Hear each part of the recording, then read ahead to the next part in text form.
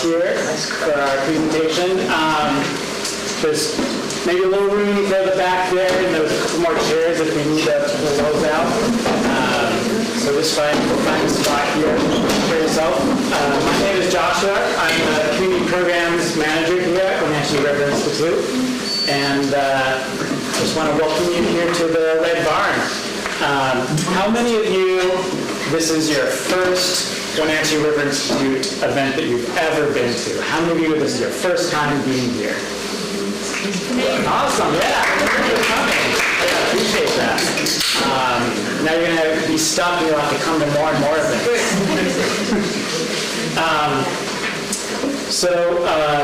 Like I said, my name is Joshua. My pronouns are he, him.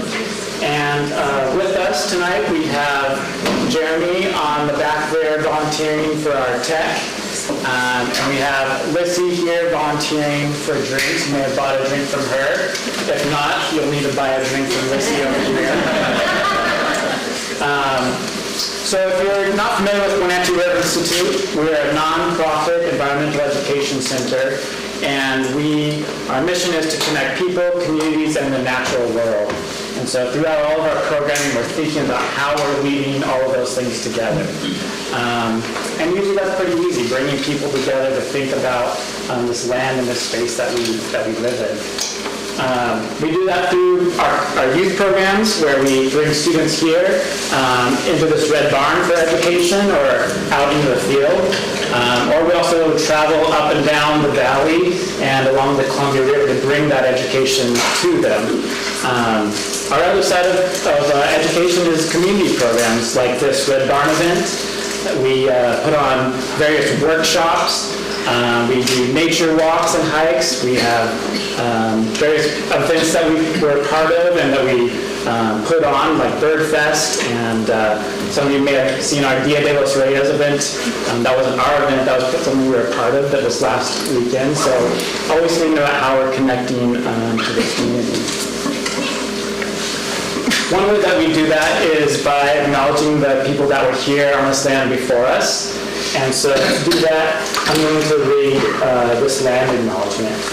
And as I'm reading that, I have this map up here behind me that you can kind of reference to see where the different bands were and where the Colville tribe is. This land acknowledgement was created alongside the Chippewa people, and we're spreading the message they wish to spread to the public. The land Wenatchee River Institute sits on is the ancestral homelands of the Chippewa, Pasquosa, or Wenatchee people. The Chippewa, meaning people in between, had villages positioned along the Wenatchee River and its surrounding areas. Their ancestral homeland extends from the Cascade Ridge throughout what is now known as the Wenatchee and Okanagan Valleys. The culture and economy of the Chippewa people centers on taking care of the land. They fish, hunt, gather roots and berries, basket-making materials and medicines. The Chippewa are named within the Yakima Treaty of 1855. Language to establish the Wenatchee Reservation was never followed through, even with the needed surveying completed. Many Chippewa now live on the Colville Reservation, 150 miles northeast of Leavenworth. They were forced off their land here, and the U.S. government moved them to this reservation. The Chippewa people are still alive today. They continue to practice their culture, harvest their traditional foods and medicines, and hold their ceremonies passed down from their ancestors. Most people won't see or notice them, but they continue to be on the land they are connected to. Their traditional language is in Hampshine, an interior Salish dialect, and I would like to welcome you all by saying hello in their language, Tilburscht. We offer this land acknowledgement as the first step to amplifying Indigenous voices and recognizing the harm done to them as a people. We stand as an ally to recognize their connection to the land and their rights to practice their culture on these sacred lands. And we encourage all to learn about the Indigenous peoples of the place you call home.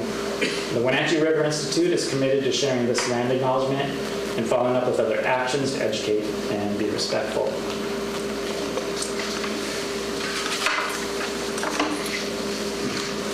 To put on all of these events, it's from members that join Wenatchee River Institute who contribute from the community. It's also from sponsors that help make sure that we can keep the lights on, pay for the technology. So I'm going to just take a moment to thank the sponsors. I'm going to try to find the slide here that has that. There we go.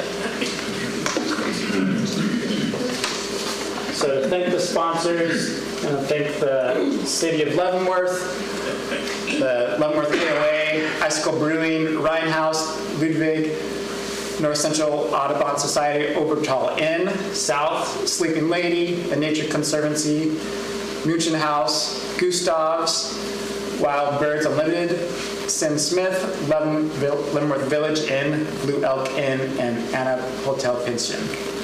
So, and some other sponsors here on the bottom as well, but without them we wouldn't be able to do all of this. All right. One last thing before we get going here. There was a QR code here, right there. So we had a strategic plan that we put in place for about a year ago, and part of that is how we can continue to just have that connection and dialogue with our community. And this is one way to give us feedback.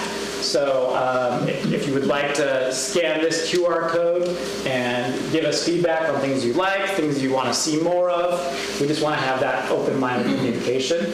I'll bring this up at the end as well. After you've heard their talk, it's good, right? Give us some feedback then.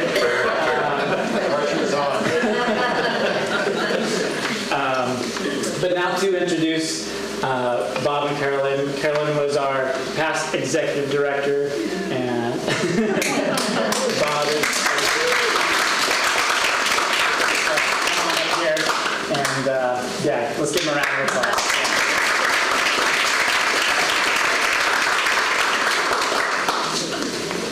So Bob and I have done a lot of presenting individually, but we haven't done much presenting together. So there could be some arguments that have occurred. Could be some arguments as we start here. We are tandem riders, which means that we either get along really well or you're going to see us come to blows up here. So we are going to try to tag team our talk a bit. But what we're going to try to do is we have been bike touring, which people sometimes now call bike packing. When we first started, it was bike touring, and we've been bike touring since we were both in high school. So we're going to try to cram 45 plus years of bike touring into an hour. We'll see how we do. So this is not every tour we've done, but it gives you sort of a sense of it. We started, we're old, so in, obviously. We started in the 70s, both of us separately in high school in different parts of the country doing tours.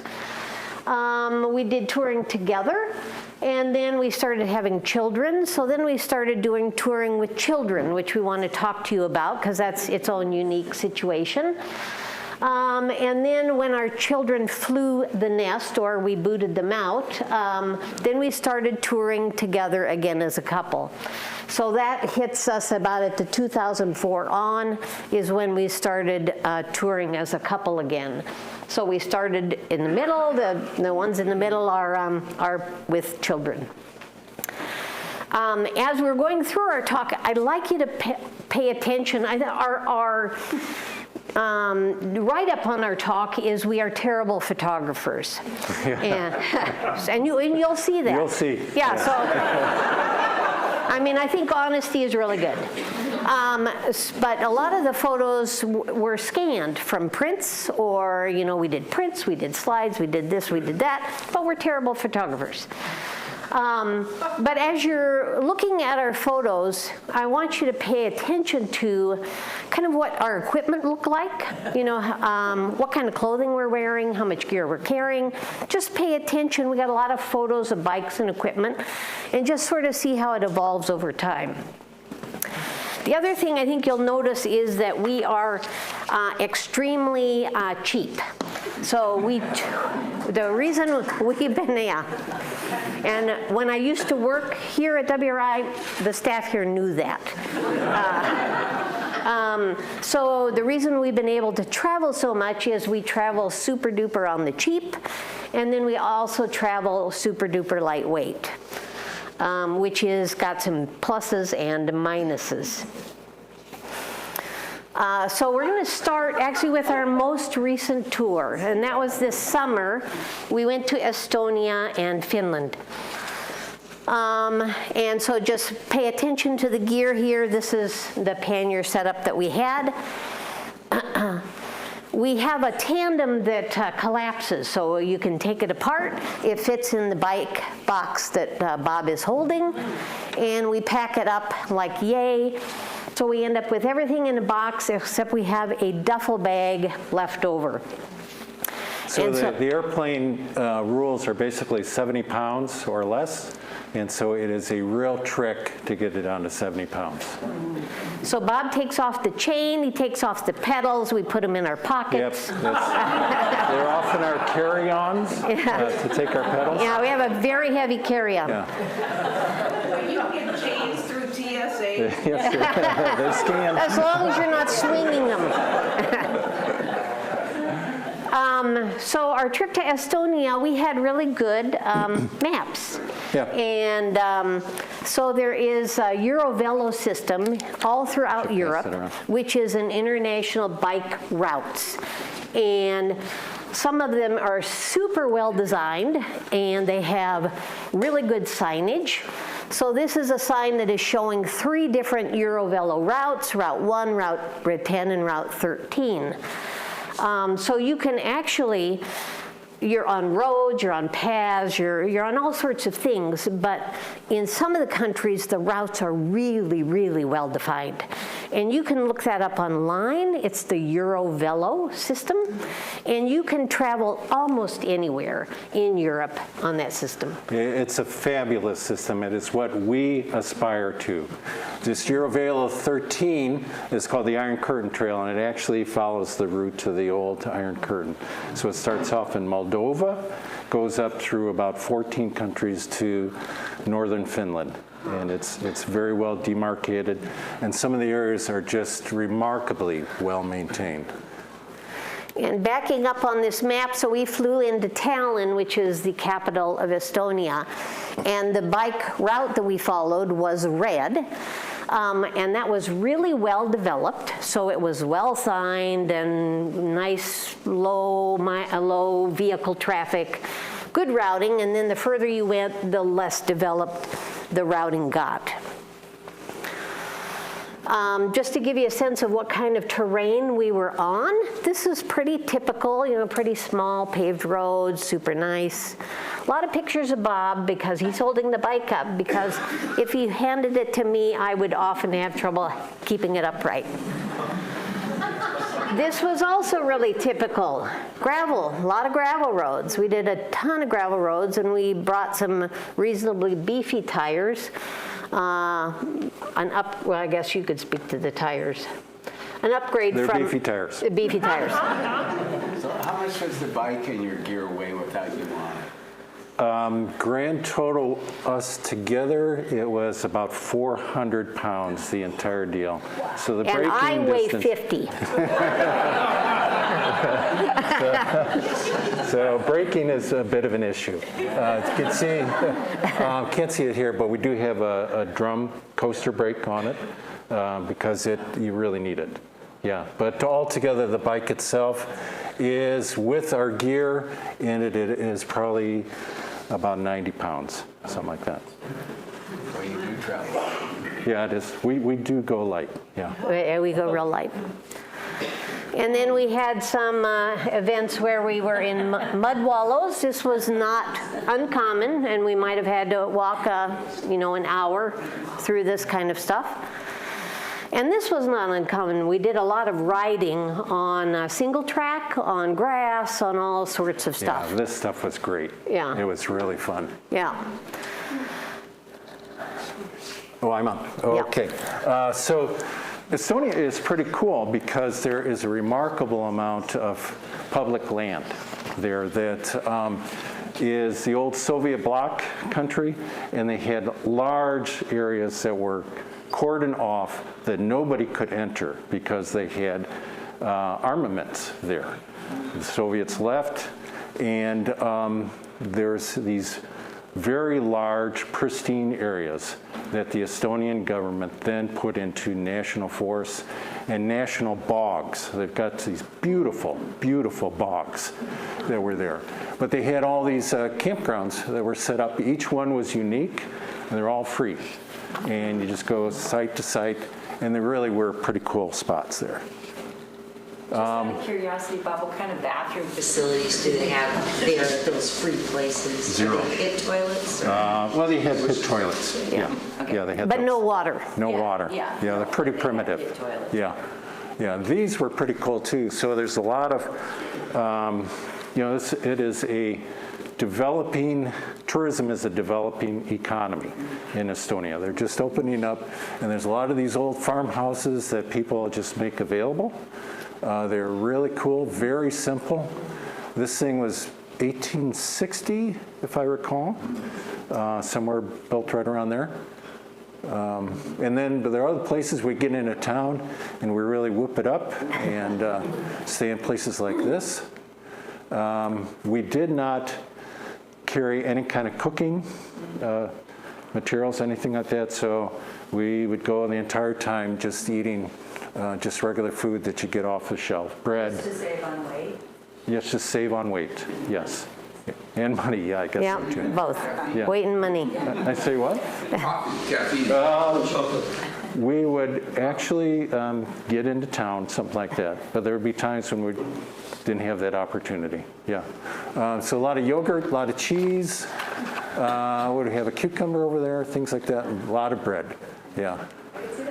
But invariably, we would find opportunities for this. Yeah, so this was a guarantee at the end of the day. Really good beer. We had no room in our panniers, so the chips would just be kind of attached to you get to the campsite there.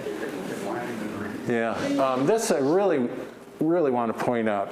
So the bicycling infrastructure is just tremendous over there. This is what we aspire to here, is that, look at this. This is downtown Tallinn.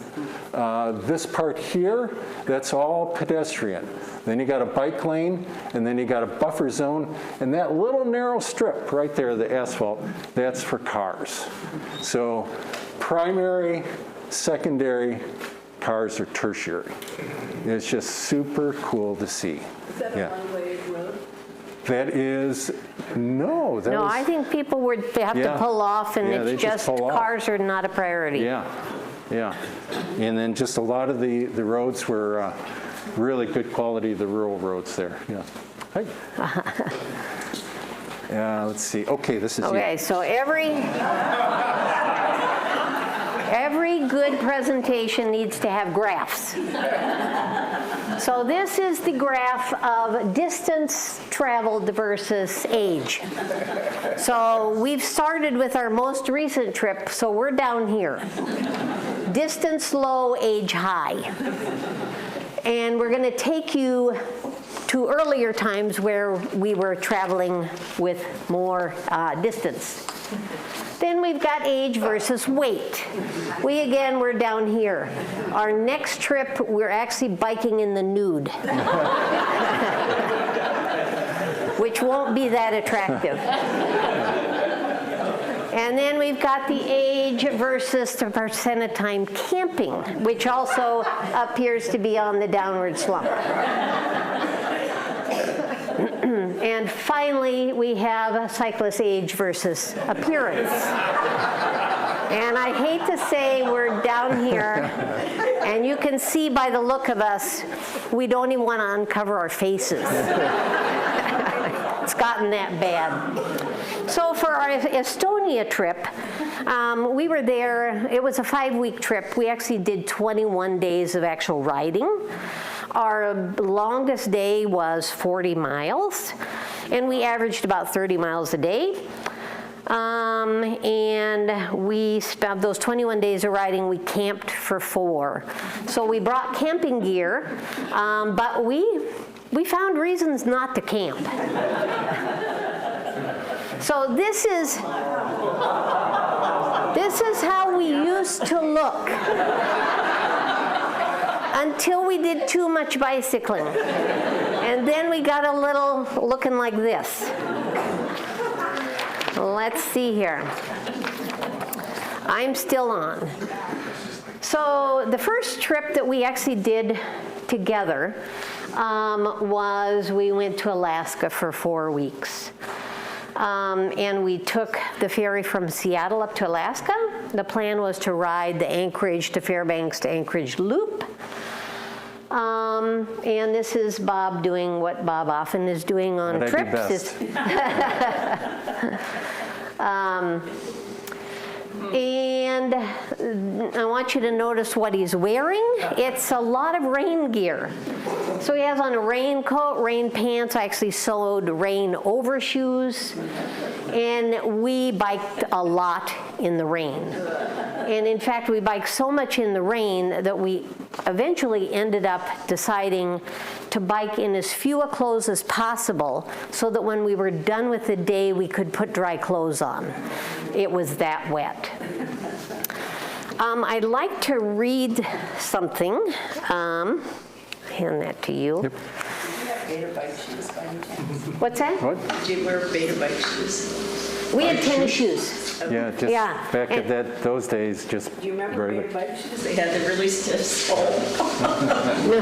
We actually put plastic bags inside our shoes, Yeah. and then put our shoes on, then Yeah. plastic bags over the shoes, and then the over Yeah, things that Carolyn sewed some Cordura booties. yeah. Yeah. So after we got back from that trip, I decided I was going to be an aspiring writer. And so I submitted an article to Adventure Cyclist, which is a national bicycling magazine. And much to my surprise, they actually printed it. So I want to read parts of that article because I think it sort of encapsulates how that trip was from my perspective. And the title of the article is Marriage Encounter Cheap. I was wet. I was tired. I was bicycling Alaska with a man I planned to marry, and I was mad. When we made our travel plans weeks earlier, the trip had all the makings of a romantic adventure.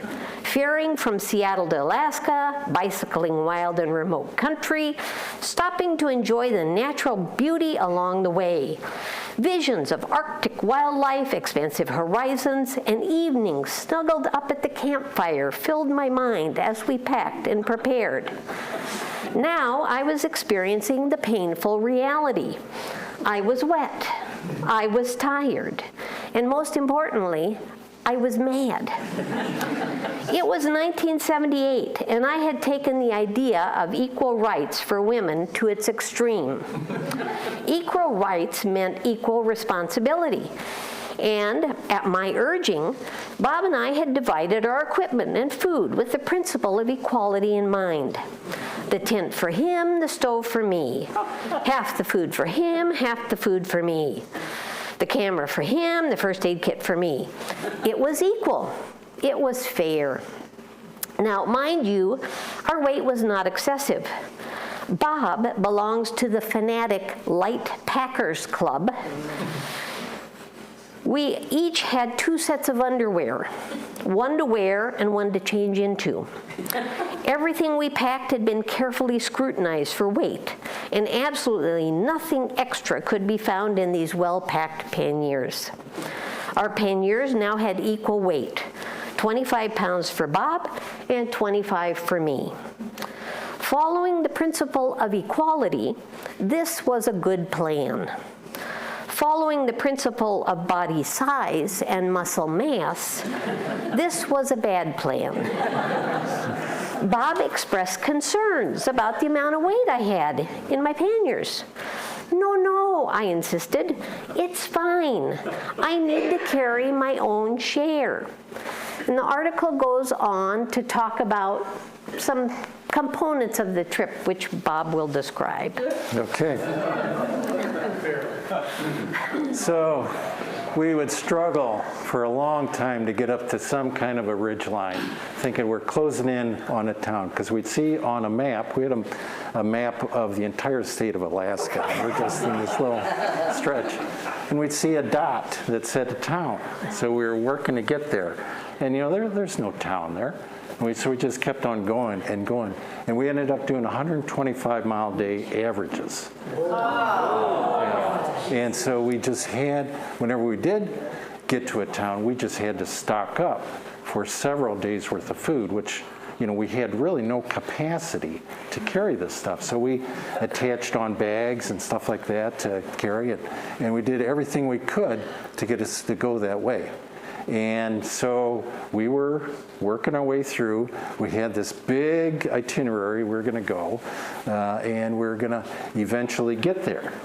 And am I going? Then No, then let me. Okay.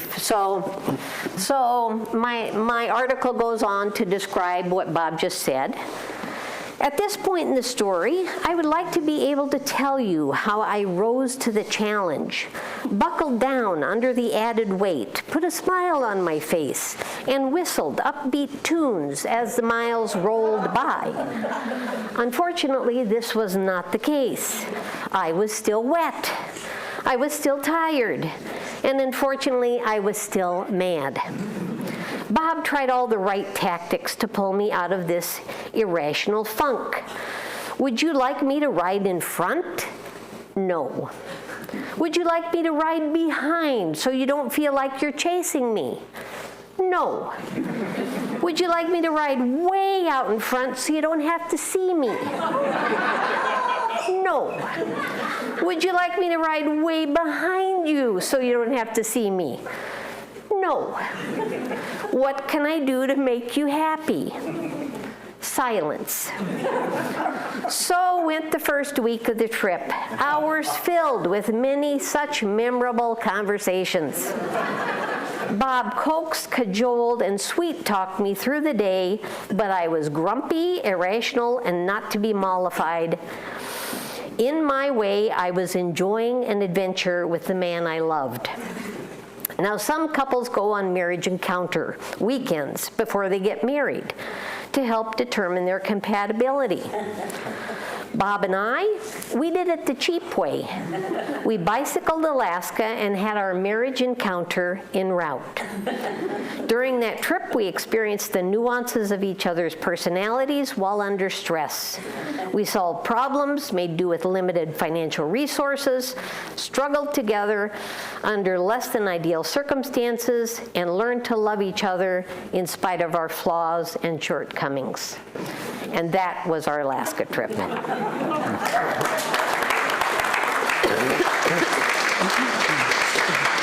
So actually, we did find a solution to this whole deal.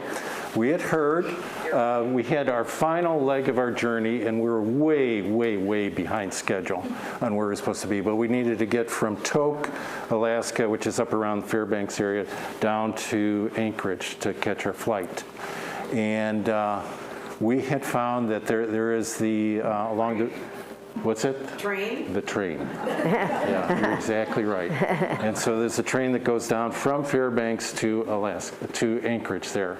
And we had been told, you just stand along the side of the railroad track, and when the train is coming, you just stick out your thumb. And so sure enough, this train comes rumbling through. We had our bikes right there. It was raining like a son of a gun. I remember that. And we flagged them down. The train goes right on by and then eventually comes to a halt. And then they put it in reverse and it came all the way back to pick us up. And away we went. And that was the most luxurious train ride I've ever been on. It was just great fun. Yeah. Am I on? You are. Okay. Okay. So we were actually using that Alaska trip as kind of one of our first trips together. We had a couple since then. We did Utah and Arizona. really gearing up for our honeymoon. We got married in '79, and in 1980, we went on a trip together to Europe. In 3 months, about 3,000 miles, 9 countries. And we thought, you know, gosh, okay, so we're pretty experienced now. We kind of know what we're doing. We're pretty sophisticated bicyclists here. And actually, we had no idea what the heck we were getting into. So the one thing we did, though, we decided to fly into Heathrow in London, and then we knew about 3.5 months later we were going to fly home and just take off from there. And the same thing. So we had no plan other than a flight in and a flight out. Yeah, that's it. No accommodations, no route, no nothing. So and what we did, we went to a local bike store, and you know, they got those cardboard boxes that a new bike comes in, and we asked if we could have these 2 cardboard boxes, and they said sure. And so we took apart our bikes, fit them into these cardboard boxes, and throw them on as cargo. And then right there in Heathrow Airport, right in the concourse, we reassembled our bikes. And then we thought, well, what we really need is to have these cardboard boxes for when we fly home 3 months later. And so there's a custodian. We went up to the custodian and say, would you mind if we just put these cardboard boxes, off in this corner here? This is Heathrow Airport, which at that time was the world's busiest airport. And the guy said, well, sure. Yeah, just put them right over there. And so what do you think? Were they there 3 months later? No. So that was a whole nother story. But so we assemble our bikes, we head out the door, in London, which is at that time was, 8 million people, something like that. And we were off to find a campground. And, it just had it so well thought out here. And we hadn't figured out where the campgrounds were. Yeah. No. And so we get on the left-hand side of the road, which we were totally disoriented to. First time we've ever seen a roundabout in our life. And these are multi-lane roundabouts coming out of this airport here. And so we negotiated our way out, and by golly, we did find a campground. And so that's amazingly so. And then we were off and running there. So for this thing, do we have a picture of the map? Okay. Yeah, oh yeah, we do. Here it is. Yeah. So this is the map we used. So, we could go all the way to Bulgaria, or all the way up to Sweden on this thing. It's a little different than our Estonian trip. Yeah. Well, let's see. This has got the pointer though. Let's see. So we run around southern England, and then we came through and went down Pyrenees to Barcelona. Yeah. Then over to Venice, right up here, and then we went up over the Alps, back through Germany, through Ulm, and then Luxembourg, Netherlands, Belgium, and then took the thing back. And it was a great trip. Yeah, it was a fabulous trip. But we stumbled and bumbled a lot on the way through. Can you flip it forward? Yeah. But you had 2 separate bikes for that? We had 2 separate bikes, yeah. And, okay, is this you? Yeah, this is me. So this is a very bad photo, but what this is a photo of is we had so few clothes that when we got to a city and wanted to wash our clothes, we stripped down nude in the back of the laundromat and put, Bob is in total rain clothes, and I'm in a dress and a rain jacket. No socks, no underwear, no nothing, and we're just sitting around waiting for our laundry to be done because we don't have much clothes that we're dealing with. Nope, go back if you would. And then Bob, when we started our trip, I told you he's a fanatic light packer. So he started the trip and he said, we just cannot bring a towel. It's just too much weight. And I say, okay. And so the plan is that we're going to bicycle. We have like 2 sets of clothes. We're going to bicycle a couple of days, get super stinky. And then we're going to get to a campground and we're going to take a shower get out of the shower, dry ourselves off with our old stinky clothes, and then get into our new clothes. And I did that one day. And I said, this is not gonna fly.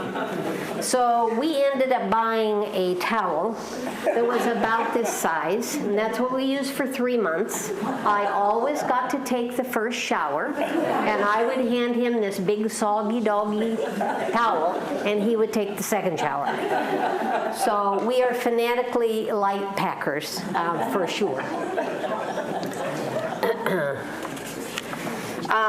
So we talked about the weight. On our Europe trip, we think we spent about $25 a day for the two of us. So we camped all the time. 99% of the time was camping. And So we got that, don't we?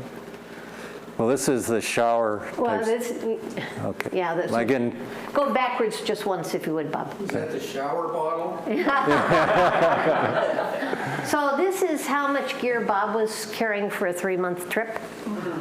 So you can see we were traveling really light. And then this is the tent that we're in. I want you to pay particular attention to the size, because this was when we were in our 20s, and the tent is going to get smaller and smaller. So this was the luxury version. yeah. And we actually, so we camped 99% of the time. Occasionally we would splurge on a hostel, but we found hostels to be problematic, and I think we probably got to keep going. Yeah, yeah, We got a lot of stuff stolen. Every time we went to a hostel, we got things stolen. yeah. Oops, am I on? Yeah, Oh, what the okay, heck. so this is in the Pyrenees, crossing a pass in the Pyrenees, and we just, a lot of times we just figured out where we could go and take it from there, but it worked out well. This is a hoot here. This is in Italy. And this is your typical campground here, that it was just jam-packed full of people here. And it's just a hoot. Yeah. Yeah, look at Carolyn's expression there. Yeah. The other thing too then is that, we went to these great castles and chateaus and stuff like that, but we were too broke to go into them. And so years later, we bicycled, just 2016, we'll get into a little bit, that we revisited a lot of these, and we had the more of the resources there to be able to do it. So we were able to get back and do it. So we have a lot of photos of people standing outside of castles. Yeah. This is That's bicycling Switzerland. Yeah. Am I getting ahead of things here? No, you keep going. Yeah. And this slide, so 3 months we bicycled. We were together every single minute, except when one was in the bathroom and the other was not. Except we had one day in Switzerland where Bob said, I want to ride over the pass this way. And I said, I am really done with passes. So I went the low route. He went the high route. We had one day in 3 months that we didn't spend together. And we still stayed married. And we got a tandem after that. The other thing is, on this trip, about month 2, I got incredibly sad. And I got really ready to be done. And every morning I would get up and say to Bob, I really want to go home. Kind of the Alaska thing, sort of the kind of the grim look at things. So, and he would, if everything was good. And then every morning I'd get up, I want to go home. And so he started trying to, help me problem solve how I could get the heck out of there. And then I got through it. And then the rest of the trip was lovely. But I often cry on trips, and we actually keep journals on all of our trips, and it's just interesting to read through the journals to see, today I cried, and Bob's saying was, today Carolyn cried. There isn't usually one with Bob crying. Okay, sorry that. Yep. Okay, this is 1985. Just got done with grad school, and this was our treat, is that we went on to Fiji and New Zealand, and there was another really wonderful trip there. Well, I guess we made some improvements to our bike, but you know, we're always wearing cotton during these trips here. You know, that was de rigueur at that time, I guess. Yeah, but we spent a couple days hotter than hell in Fiji. We went there in... But you need to talk about the plane. Oh, that's right. Okay, Yeah. so I'm getting a little ahead of myself. So this is one of my more brilliant maneuvers here that I did. That's why I want him to make sure he Yeah. talks about it. So to do this publicly is kind of a heck of a deal. We flew from Seattle to LA then to Fiji. And I, really thinking things through and really being proactive here, I put my passport into the pannier and checked it in, and I'm thinking, well, I was going to, pull it out then when we get to LA and then, have it for the international flight. But it had not occurred to me that that thing got checked on through. And so we got to LA, getting ready to get on the flight, and they say, well, passport, please. And I thought, oh, shit. And so I said, it's in our pannier, which has been checked in. And they said, oh, okay, we can help you with that. So granted, this is way, way, way before 9/11. And so they said, well, we'll just go down and we'll get into the plane and we'll get it. And so it was, I don't know, probably, it was late at night, I remember that. And so they just said, well, here, we got somebody to take you down. They went through the special door there and walked on down, and it's right on the tarmac. And walking out, this was the most surreal thing I've ever experienced in my life. There's this huge 747 sitting right there.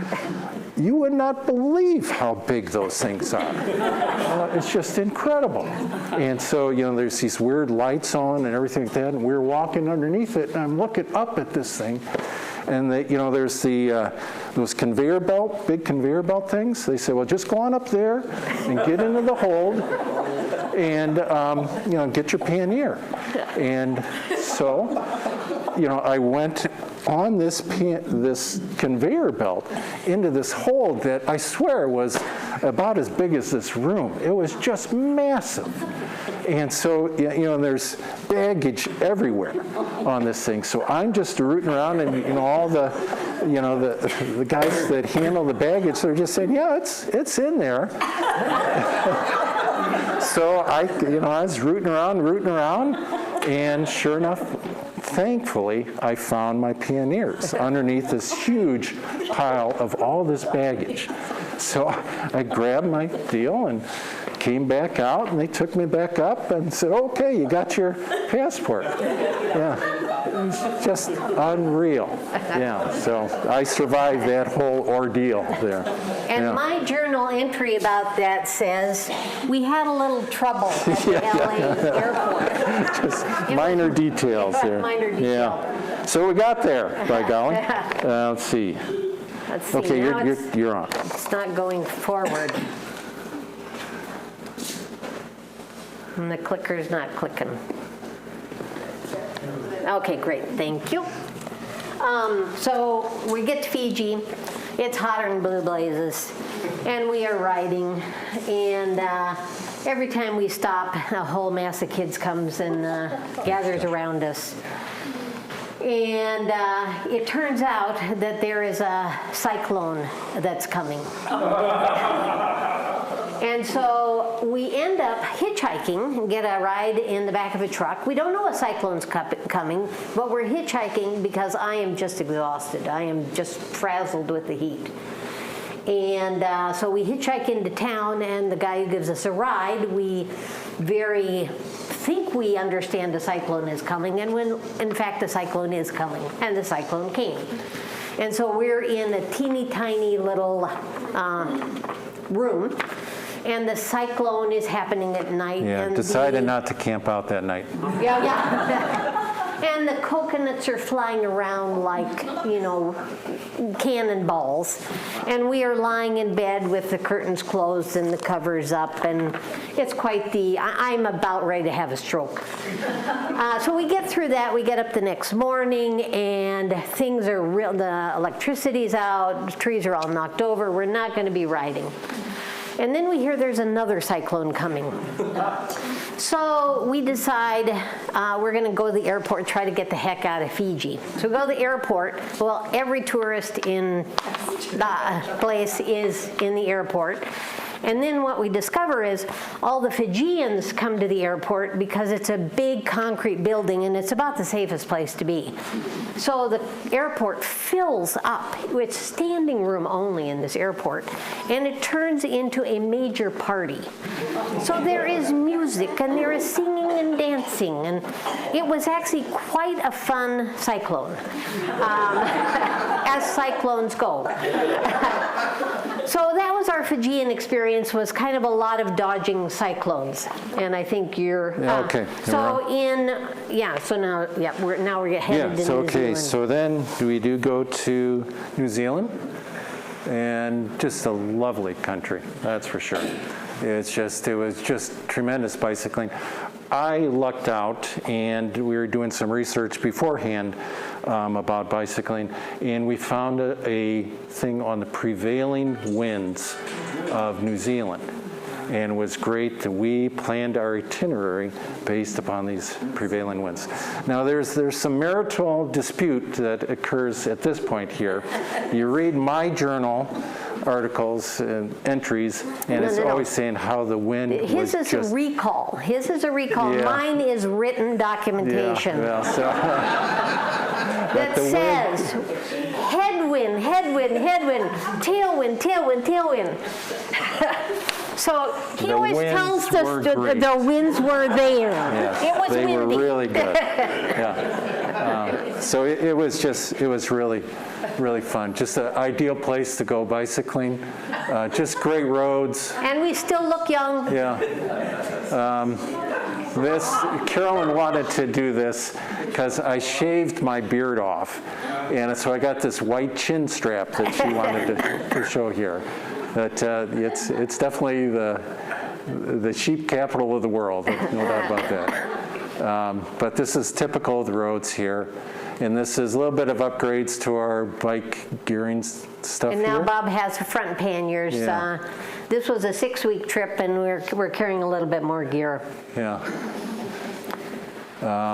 Just the camping was very easy to find, just very simple, but just lovely areas there, that's for sure.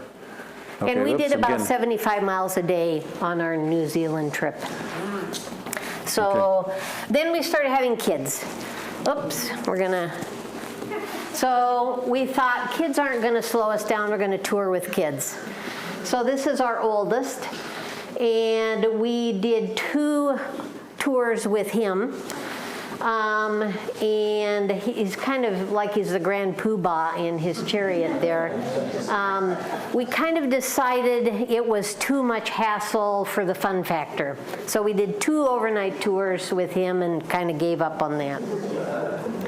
Then we had more children. We didn't have this many children.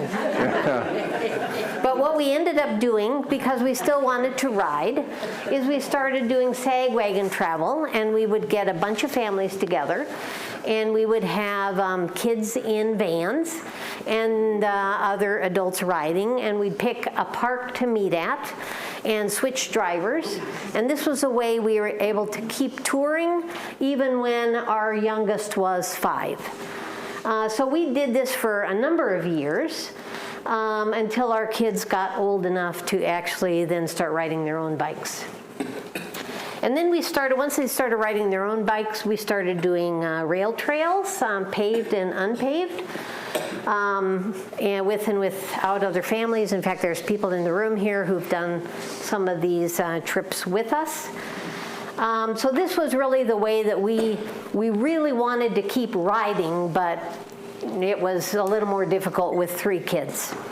Okay. Okay, so we did travel to other countries with our sons. That was our big deal, is to try to go somewhere each year with our sons there. And this was in China. This was in November. It was colder than Christmas. It was November. And the Hutong district in Beijing is pretty famous for its bicycle area and a very historic area. And so we did that. We rented these bikes, and it was just really cool to be in with thousands of bicyclists. And it is just this flow, this river of all these bicyclists going through. And it took us a while to get used to that. You don't yield, you don't make eye contact, assertiveness training really makes a difference here. But it was really cool bicycling. That was some of the neatest bicycling I think I've ever experienced, to tell you the truth, was that. Yeah, and we did Peru. We also did day trips. Our youngest was in Ecuador. We bicycled with him down there. And so we just tried different areas. This is 2007, yeah.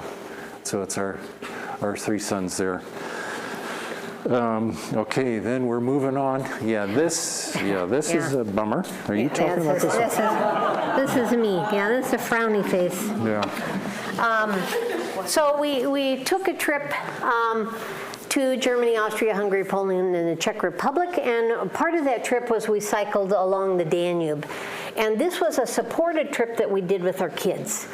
So they made the arrangements for, the pensions or the B&Bs. They moved our luggage, and then we just biked for the day.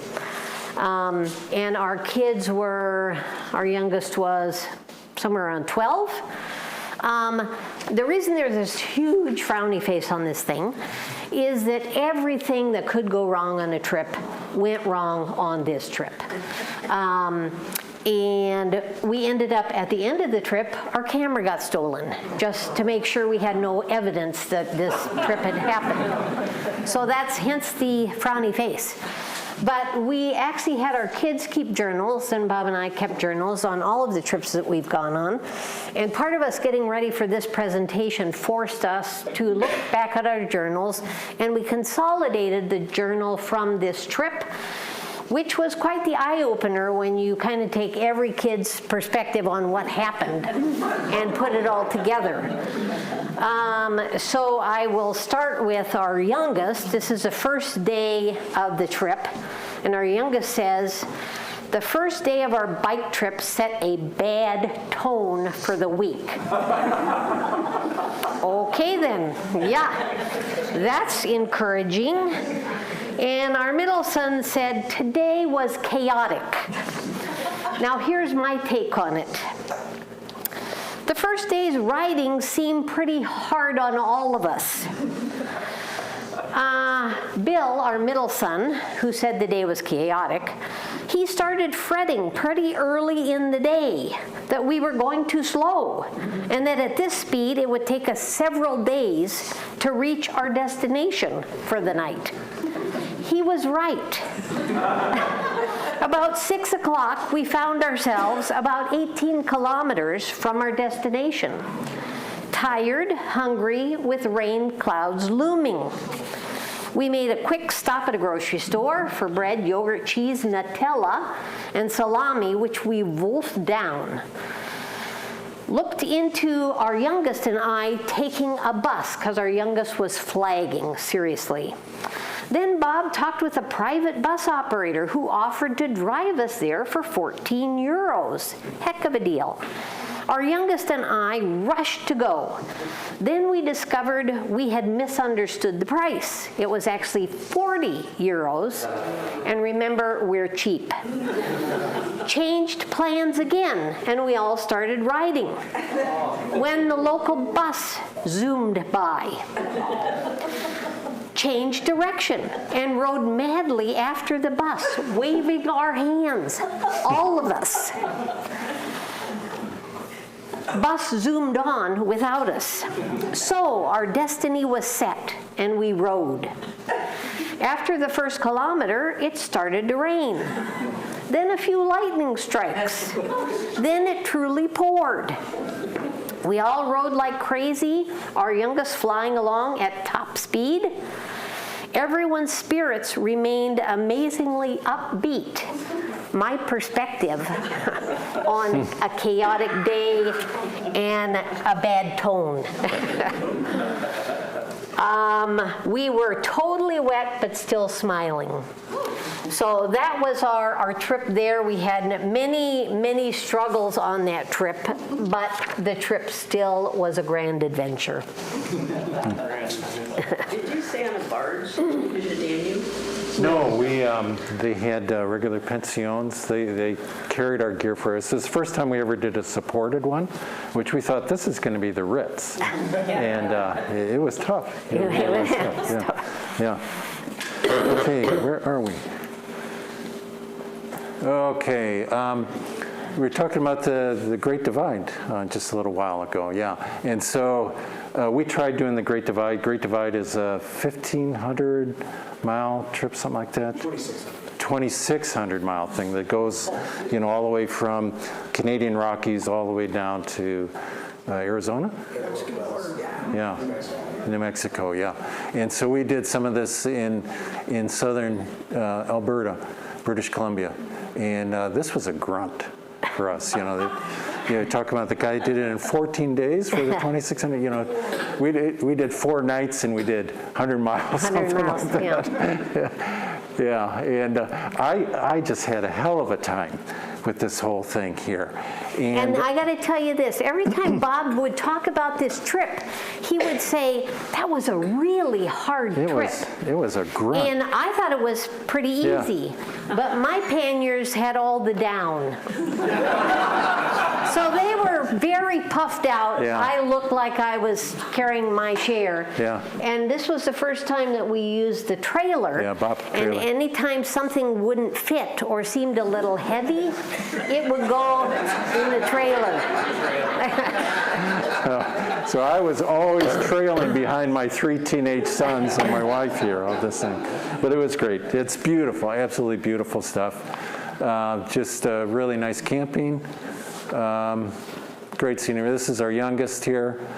Yeah, so it was good. So, they kind of grumbled about the bicycling, but now all 3 of them are really avid bicycle tourists. This one is the White Rim Trail, and I cannot speak highly enough about this. This is just great bike touring down here.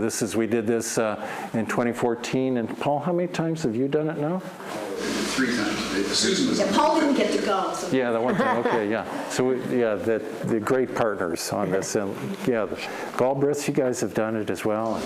Yeah, many times. Yeah, just fabulous ride. And this, I cannot speak highly enough about this 5-day deal. The thing is, the first time we did it, somehow we got to this notion that we needed to bring this ridiculous amount of water. And so I think we had 4 times as much water as they actually recommended. So we just had these vehicles, we had sag wagon vehicles, we'd take turns riding, and we just, we had extremely weighted down vehicles on this whole thing here. And but it was just absolutely beautiful country, and there's several great bike tours down there, so cannot recommend enough to do these things here. It's really just lovely. So back up if you would. Am I go too far? So on that White Rim Trail, the hardest part of that route is the driving. The biking is actually you're biking on a gravel road. So it's actually pretty easy biking, but the driving is really, really tough. And the roads are really narrow, the drop-offs are really extreme. And the first time we went, we had a truck and a camper, and the guy who owned the truck and camper had called the Park Service to see if the camper would fit through this one particular very, very narrow area. and nobody knew. And so if you got to that point and you couldn't fit through, then you were going to have to like back up like 80 miles. So our friend with the camper had brought a ball-peen hammer so that he could pound in the corner of his camper if we needed to scoot through. And in fact, he did not have to do that, but to get through that section, we had somebody in front of the truck doing micro adjustments to the driver. It was so narrow that you could not make a mistake. 2 centimeters, is that what it was? Yeah. The driving was really scary. Yeah. So we need to move on here. Okay, and then let's see. Then our next trip we did, this is now our kids are now long gone. We did a trip in Scandinavia 2014. We now are traveling by tandem. Basically the setup that we've got here. So you can see we did 6 weeks. We camped half of the time. We did about 1,100 miles. Let's see, we didn't bring, this is the first time we didn't bring a stove because we were now trying to reduce our weight. We shrunk our tent. And our tent was now just wide enough, shoulder to shoulder, lying down, we could lie together. We have one sleeping bag that we have a sleeping bag that we open up on the top of us and a sheet on the bottom. So when I tell you we started light and we're getting lighter. And the beer and the chips. yeah, beer and the chips. So this is a kind of a standard deal. Again, we're not cooking. You can go forward. Lots of different terrain. And this is actually the fun part, I think. I think it's just really fun to do this real weird variety of stuff. So Bob pushing the tandem up quite a steep hill, and we're out on the beach. We had to get over a fence, so we had to take all of our gear off of the bike and get over the fence, and then we were riding a single track with a electric fence on one side and I don't know what else on the other. This is Bob with the bike going up an escalator in a train station, and then single track. But this is the part that's fun. It's pretty fun. It's pretty fun. I mean, it's an adventure. This is you. France, Germany, and Switzerland. This is Eurovelo 6, that the big continental-wide bike system. Number 6 is the most popular of all the routes there. A lot of it goes along the Loire Valley, which is just tremendous. So we did from the Atlantic coast to Switzerland in 6 weeks. Just a really great all the way along there. Everything about it was just fabulous. I've never seen anything that was so well organized and put together as the Eurovelo 6. So it goes all the way to the Black Sea. So that Danube ride that we did was actually on a stretch of Eurovelo 6 as well. So this one we started on the west coast of France, went to the east coast of France, and then went into Germany and Switzerland. Yes, yeah. And campgrounds probably every 20 kilometers, something like that. So you have plenty to choose from there. They're very simple, but they work just great. Then there'll always be a patisserie just right around the corner. Just worked out great. Yeah, just really fun. Fantastic maps. That's typical camping there. And in Switzerland we took time off to do some hiking there. So let me just jump in for a minute on our France trip.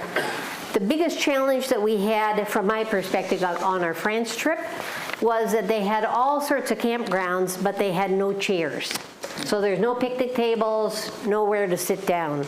So after spending the day riding, you'd get off your bike and then you'd sit on the ground, or you'd lay on the ground, or you'd stand around. And it was amazing how much of a hardship it was. 6 weeks to not have a chair. So we finally figured out about week 4 that if you got to the campground and asked, sometimes they had a chair in the back room.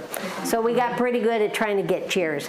It's a funny hardship to have. You know, this is a real big problem. It's a I don't first have a world chair. issue. Yeah, first world issue.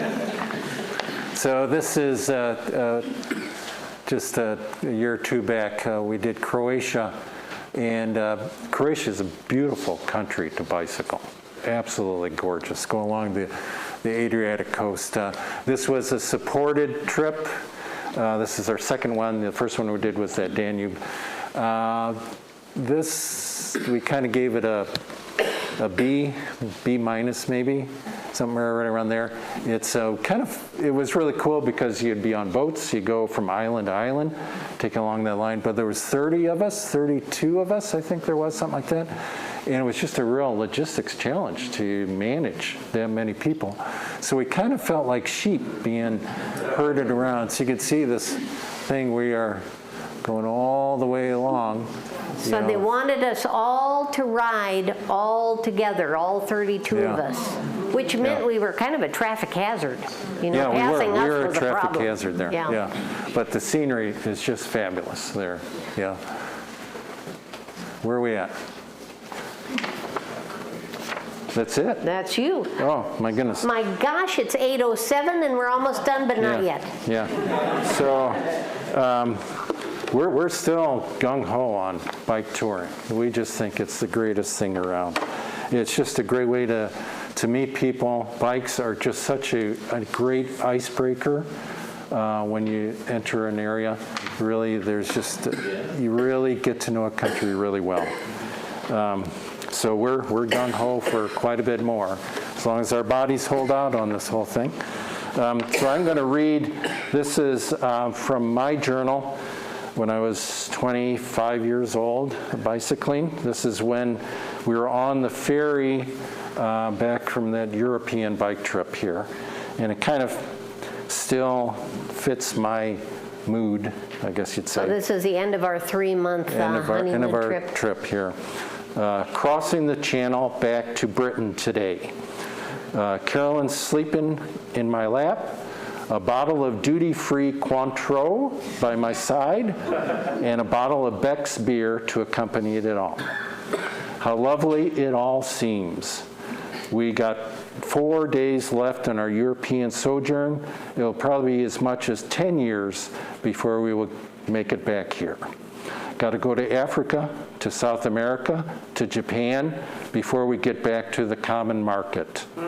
I know talking is easier than doing, but I guess talking about traveling is the first step. Besides, that in itself can be fun. And so, how I Thank you for coming.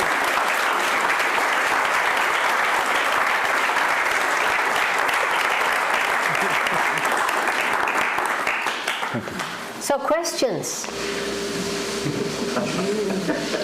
What was the best trip? What was the best trip? In 1980, going through France was really fun. And then when we did it again in 2016, France was really fun. Yep. I think pastries, yeah. I think some of the Danube deal, even though things went wrong, to do that with our kids was really fun. The Great Divide, to do that with the kids was pretty fun. Actually, from my perspective, every trip has kind of been the best one. The most recent one we did in Estonia was absolutely lovely because we had no itinerary at all. We didn't really tell you that, but we've done all of our trips exactly the same way, except when they've been supported, is we have an airline ticket there and an airline ticket away, and then we don't have a plan. So we don't make reservations in advance. We started with our tandem riding. We started making reservations for the first night that we got someplace and the last night that we were leaving. The reason we would make a reservation in an Airbnb or something was we needed someplace for our box to be. so that we could come back at the end of the trip and get our box. So we actually were kind of making a reservation for our box to spend 6 weeks in an Airbnb. So that's kind of how we've done our trips, and the Estonia trip was like super fun because some days we would ride 5 miles, and we just would change our itinerary just in a heartbeat, and I love that. I do. I just love that. Yeah. I'm curious why you used a tandem. What drove you to using a tandem most of the time? It's an equalizer. Yeah. We can talk while we're going along. We can just share experiences. It takes practice. Yeah, tandems really do. They take practice, and we got to be, so we're pretty proficient at it, and we can really move, and it makes it a whole lot more fun. But it is a real equalizer. When we were on single bikes, I was a really good drafter. Yeah, and I was. could draft off of Bob like an inch off of his wheel. But we had bike wrecks because we've had of bike that. wrecks, yes, Yeah. true enough. Yeah. But I knew how he shifted. I kind of knew how he biked. So transitioning to the tandem was not hard from that perspective. But it's really hard to be the guy in the back who has absolutely no control whatsoever. So you have nothing. You have nothing. Visually, our bike is custom built because I'm shorter than he is, so I'm sitting quite a bit lower than he is, so I have no view forward. And he is kind of like the Lance Armstrong coach for me because I can't see what's coming up. And talk about and so he will tell me, we have a gentle grade for, I can see it's a half a mile. Or we have a really short steep hill. Because when you're in the back, you don't know how much energy to put into it. So if you're like going, and it's like, you don't need to do that. So he's always talking me what the terrain is. Yeah, Lacey? On these places, your most recent trips where the trails in Europe are so well developed, did you have a lot of encounters with other bike tourists? Yeah. So Well, Estonia is just not on people's maps as far as places to go. Nobody was biking. Nobody was bike touring. People were on bikes, but they weren't traveling. When we did like Denmark, there were a lot of people bicycling, and that's half the fun.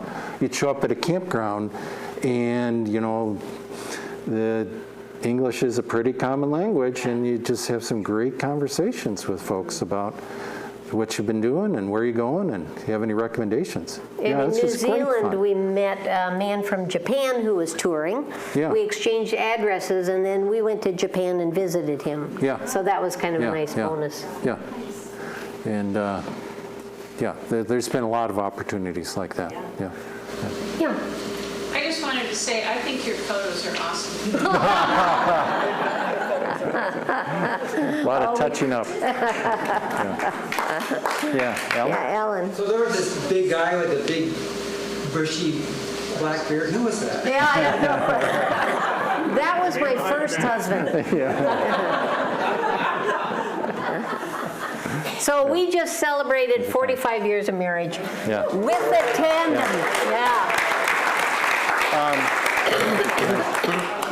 Can I just introduce Jeremy over here with Salsa Bicycles? They are working with Eastside Cycles here in town.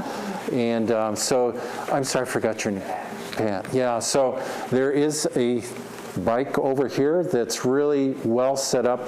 This is the state of the art nowadays for bicycle touring. Our tandem is 15 years old, and that's like really old school. But this is pretty cool bike here, So Jeremy and Sam can answer any questions that you got there. Okay. Thank you. I think there was one question in the back, or did it go? I just had a question. So what happened when you got back to Heathrow and the bike box was gone? I think we just put the bikes right in the plane, and they We got pretty probably beat up. rolled it in ourselves. I don't know. I think we got bike bags and put them in bags. Yeah, I don't even recall. Yeah, but the boxes certainly weren't there. Thank you so much for coming. Yeah, I thank thought you. nobody would be here. I'm glad you all came. Yeah, thank you.